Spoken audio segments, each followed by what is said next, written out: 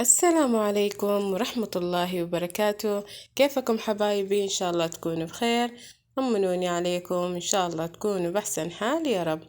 جيت هنا محل الخضار، أخذنا شوية خضروات وأخذنا شوية فواكه، برتقال وعنب وموز وشوية مشتريات وبصل. عندنا سوق هنا خضار صراحة حاجاتها رخيصة، أحسن من المحلات اللي جنبنا. تمام، ورجعت البيت حبيت إنه أسوي اليوم دمعة دجاج بالقراصة، طولنا منها. قلت خلينا اليوم نسوي دمعة دجاج بالقراصة. تمام. طبعا عجينة القراصة قريبة جدا من عجينة الزلابية أو عجينة المقلية. تمام، في ناس تقول مقلية وفي ناس تقول زلابية.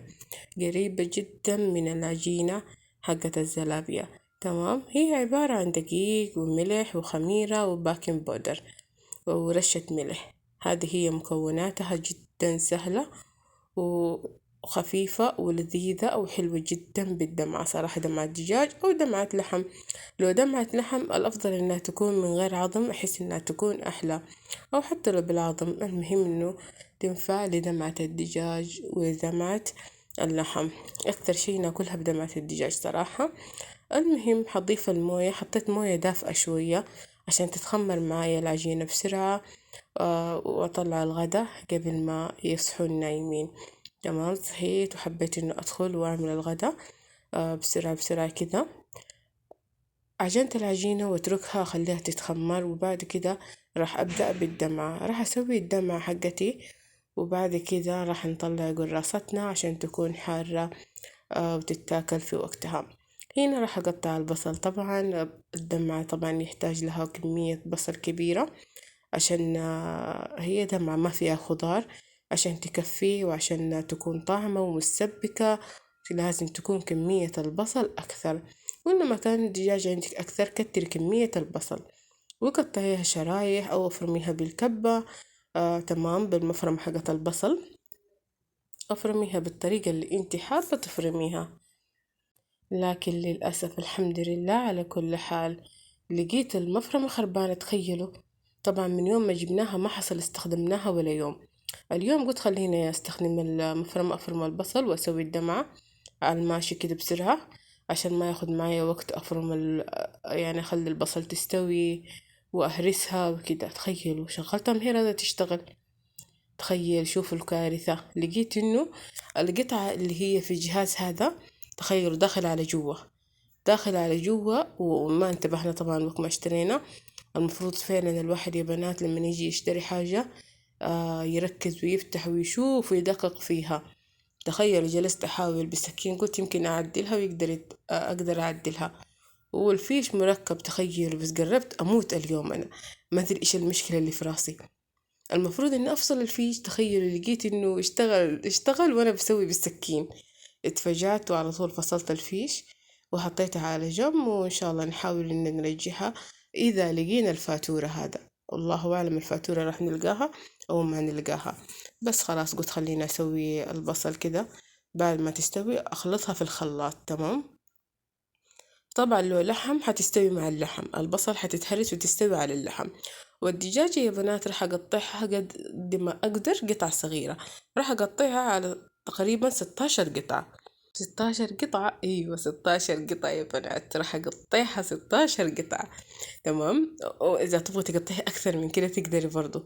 أول شي نطلع الجلد. طبعا الدمعة ما يحتاج إنه يكون فيها جلد، في ناس تسويها بجلد بس لا، الجلد إذا كنت تبغى تقليها بالزيت أو إذا كنت تبغى تدخليها الفرن، غير كده مرة ما ينفع. وأولا حاجة شكرا حبايبي على سؤالكم لي وعلى مشاركتكم بآرائكم. طبعا كان عندي مشكلة في القناة، دعواتكم يا بنات الله يسهل. فما حابة أختفي عليكم ولا حابة إنه أخسر قناتي، مرة مني حابة إني أخسر القناة صراحة.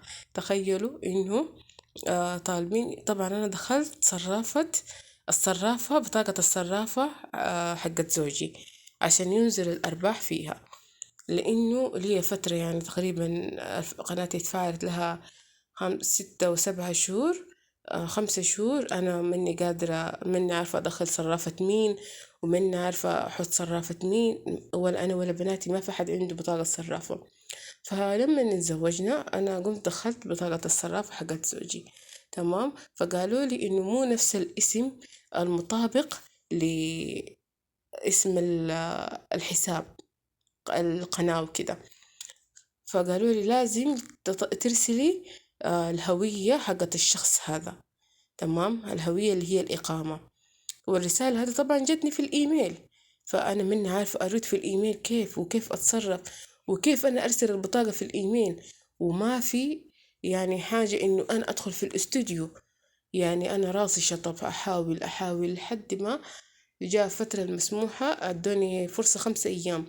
ال5 أيام عدت وحضروني، وجاني رسالة برضو إنه سويت غلط، إن أنا دخلت في قناتي. طبعا يا بنات اللي عندهم قنوات انتبهوا جدا من النقطة هذه، إنك ما تدخلي على قناتك من جوالك، ما تدخلي على اليوتيوب وتدخلي على قناتك من جوالك، تمام.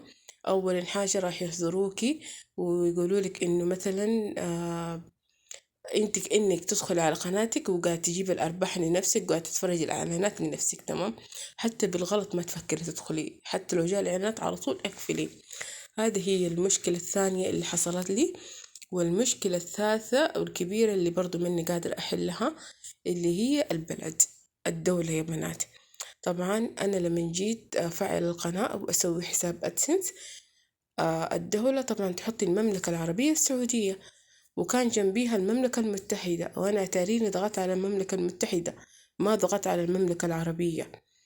فهنا المشكلة اللي صارت لي برضو، وقالوا لي إنه صاحب الحساب مو في نفس الدولة المملكة المتحدة، وصار عندي 3 مشاكل. فمني عارفة إيش أسوي، وقفوا لي الأرباح، وقفوا لي الإعلانات. يلا الحمد لله على كل حال، قدر الله وما شاء فعل، وربك يسهلها ويفرجها علينا وعليكم جميعا يا رب العالمين. ويجيب اللي فيه الخير إن شاء الله يا رب. بس يا بنات شوفوا دمعتنا استوت.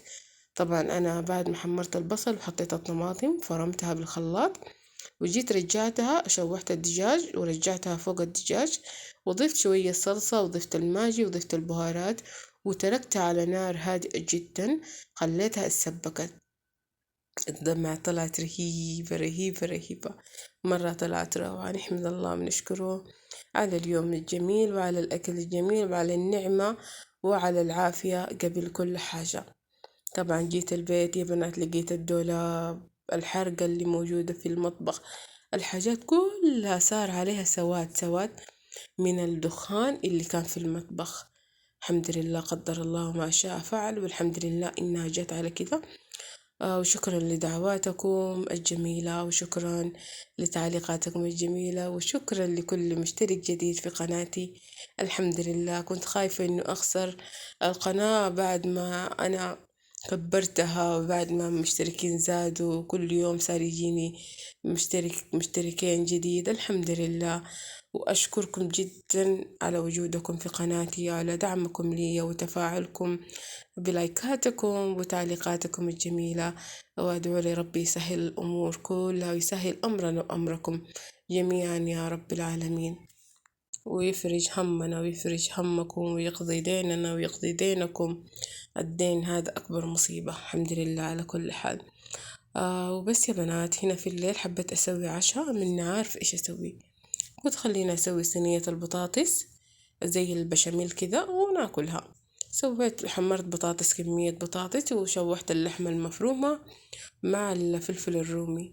وهنا سويت رز بالحليب يا بنات، سويت كمية قليلة كده يعني للبيت كله، بس ايش يعني كمية قليلة لأنه هو تحلاية يعني حاجة خفيفة بعد العشاء. طبعا أول رمضان عندنا حاجة أساسية نسوي الرز بالحليب. سحورنا أول يوم أمي يعطيها العافية ويخليها لنا يا رب، عودتنا كل سنة أول يوم سحورنا الرز بالحليب. مرة كان في مشكلة بين أمي وأبويا، وكانت أمي في بيت جدتي ونحن لحالنا، جاء علينا رمضان قلت والله ما نخليها في خاطرنا ونعيش ونسوي الحاجات اللي أمي عودتنا عليها. أول يوم رمضان سويت لأخواتي الرز بالحليب وتسحرنا فيها. طبعا صراحة سبحان الله أنا كمان بحب الحلا. في السحور بحب أكل بسكويت بالحليب، رز بالحليب، شعرية بالحليب، يعني حاجة يكون فيها حليب. وهنا حطيت الرز بالحليب، حطيت كاستين، قلت خلينا أسوي شاهي. مع إني ما من عشاق الشاهي، لكن يلا قلت خلينا أشرب معاهم. حطينا الشاهي وشربنا وعلينا بالعافية. حبيت أسوي شاي كشري، وحاب إنه يشرب شاي كشري، حبيت أسوي شاي كشري. تمام. طبعا الشاي الكشري غير، والشاي اللي يتغلي في النار غير، وأنواع كثيرة من أنواع الشاي. حطيت هنا قرنفل، 4 حبات من القرنفل. وحطيت فوقها موية حارة طبعا. وراح نشرب الشاي لأنه كان القهوة منتهية عندنا الجبنة، فحبيت إنه أسوي شاهي. وشربنا الشاهي وعلينا بألف هناء وعافية. أتمنى حبايبي إذا الفيديو عجبكم شيروا الفيديو لأحبابكم ولأصدقائكم ولكل من يعز عليكم. جارتنا يعطيها العافية جابت لي قطعتين من السينابول وحطيتها جنب الشاي، وطلعت جدا رهيبة. الله يسعدها ويجزيها الخير ونعم الجيران والأهل والأحباب. صراحة من جد الجار قبل الدار. دايما الواحد يعني يحاول إنه يشوف جيرانه قبل ما يسكن في جيران. لا حول ولا قوة إلا بالله. الحمد لله. بس يحب يضر الناس، يحب يؤذي الجيران يحبوا. وفي جيران ينحطوا على الجرح يبرى، وفي جيران تلقيهم أكثر من أخوان، أكثر من أصدقاء، أكثر من أهل. والله العظيم من جد يعني وصية الرسول صلى الله عليه وسلم الجار قبل الدار. واللهم صل وسلم على محمد وعلى آل محمد كما صليت على إبراهيم وعلى آل إبراهيم إنك حميد مجيد. وهنا حبيت إنه أحط جوز الهند. طبعا أنا مو من عشاق الجوز الهند، ما أحبه أبدا. صح أني خليتها من غير الجوز الهند. تمام. وشربنا الشاي وعلينا بالعافية. ورجعت المطبخ مرة ثانية وسويت الصوص عبارة عن قشطة وجبنة سائلة، وعبارة عن سويت خلطة بشاميل قليلة جدا، كمية بسيطة، وضفت معاها قشطة وجبنة سائلة وضفتها في الوش. وممكن ما تسوي خلطة بشاميل بس تضيفي قشطة وجبنة سائلة برضو راح تكون حلوة. شكرا لوجودكم لحد هذه اللحظة من فيديوهاتي ولحد آخر لحظة من فيديوهاتي. شكرا لوقفتكم ومشاهداتكم لقناتي. وبكذا نقول فيديو اليوم انتهى، وبإذن الله نشوفكم في فيديوهات قادمة وأنا وياكم في أحسن حال. ونقول فمان الله حبايبي.